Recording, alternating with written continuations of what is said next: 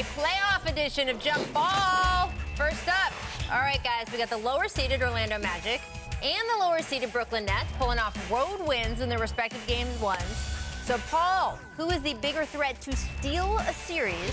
Without a doubt, it has to be the Nets. Okay. Because if you have a hobbled Embiid and a liability in Ben Simmons and guys like J.J. Redick and Tobias Harris not being able to find their shots, it has to be the Nets. I feel like the way the Nets won was more sustainable than the way the Magic won. It was a little bit of an outlier feel of that Magic game, not to take anything away from them.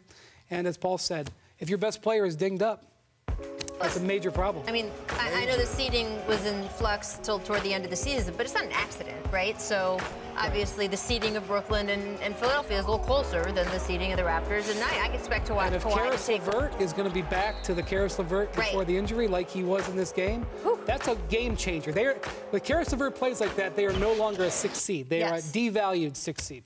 Or undervalued, I should say. They're good bet in Vegas. That's right. That's what you want to say. Next, Kevin Durant and Patrick Beverley both ejected in the 4th quarter of Game 1 on Saturday after an exchange near mid-court. Shout out producer Danny for predicting Kevin Durant would be the first player ejected in these playoffs. Durant, apologetic earlier today. Take a listen to him. I don't want to disappoint my coaches and the fan base and owners who expect me to be out on the floor, so I apologize. I don't want to get in the way of what's going on out on the floor, and I think that was a huge distraction. And I don't want that to be a part of the series. You know, I just want to play, and it looked like it's a huge distraction. Paul, you know Pat Bev. This is his specialty, right? Yeah, this is what he does. I mean, who's more valuable? Pat Beverley for KD Exchange, who wins that? The Clippers win that clearly. So do you think he'll be able to do it again? Who's more likely to get ejected again? Pat Beverley, without a doubt. He's going to use that. He gets in people's head, and that's one of his strengths. Yeah. I mean, I give him credit. You know, shoot. He gets under people's skins. He gets all up on you on defense. When you're off the ball, he grabs, he holds you, he puts his head under your arm, and I mean, he's a gnat, but I love it. I love his competitive I'm more worried drive. about who might get suspended in the conference finals or the finals because they have 7 technicals. Well, it's not going to be Patrick Beverley. Durant. No offense. Right. Well, Durant would have gotten suspended for an 83rd game had there been an 83rd game because he had too many technicals twice in the regular season. Now he's got 5 techs left in potentially, I don't know, 20-some games. We already saw what happens when you get suspended to the Warriors. You can't beat them when they're at full power. You take away this out. This, to me, this is like one of the biggest threats to the Warriors championship is the suspension at the wrong time. It should be something that they focus on every day. Well, do you think, I mean, it's an interesting point. There was definitely a strategy, not just going into that final series with Cleveland, but after that happened and people saw the impact it made when Draymond got suspended and missed that game. Hey, let's needle Draymond. Let's get under his skin. You can see it the whole next season, right? People kind of trying to get him to throw himself out of the game.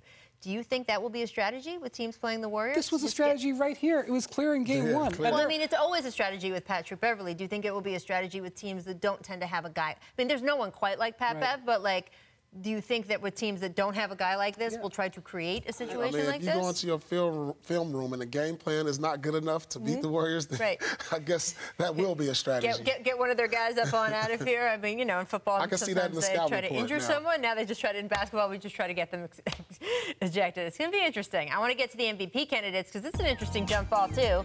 Giannis and the Bucks taking care of business in Game 1, beating the Pistons by 35 points. No Blake Griffin. Same can be said for James Harden, who led the Rockets to a 32-point win over the Jazz, and they did have all their players. Who would you rather have this postseason, Giannis Antetokounmpo or James Harden? If you were picking a team to play in this postseason, knowing the Warriors are out there, which of these 2 guys would you pick on the playground first? I got to go with James Harden. You do? I have to. I mean, you know, Giannis has had a spectacular season, but you know, he hasn't had playoff success yet. You know, he's lost in the first round. If we put all this into account, he's put up the big numbers. But the things James has done this year, I mean, we constantly, week in and week out, Will Chamberlain, Michael Jordan, Kobe Bryant, we're putting them in the same sentence with these guys. We haven't said that about Giannis, although he's been spectacular. I mean, where does it end with James? I mean, he has had an historic run of 30-point games. Only Will has done it. I mean, it's just the greatest offensive season since Kobe Bryant.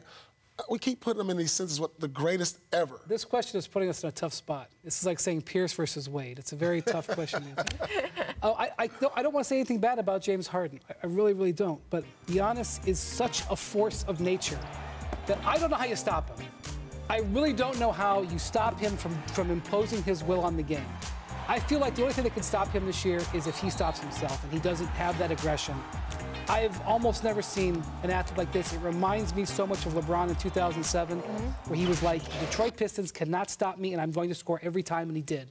And I feel like he can do that. I mean, I think it kind of comes down, to me, it comes down to sort of what it came down to a lot for MVP, which is that offensively, they're both unguardable, frankly, as far as I'm concerned. They both can get theirs whenever they want in two different ways. Defensively, and actually, this is not a knock on James Harden's defense.